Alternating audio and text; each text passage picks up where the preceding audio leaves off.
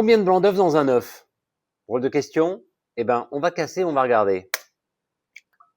Il n'y a pas un blanc d'œuf, mais deux blancs d'œufs. Un qui est très fluide et qui part très vite, et un autre qui reste presque déjà gélifié autour du jaune.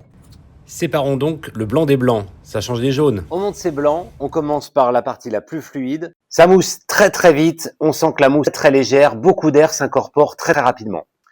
Autour des blancs plus épais maintenant, on a l'impression que ça met plus de temps à monter. Par contre, la texture semble beaucoup plus dense.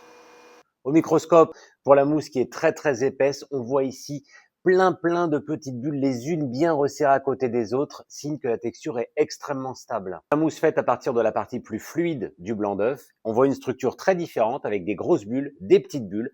Ça évolue beaucoup et ça montre que c'est beaucoup moins stable.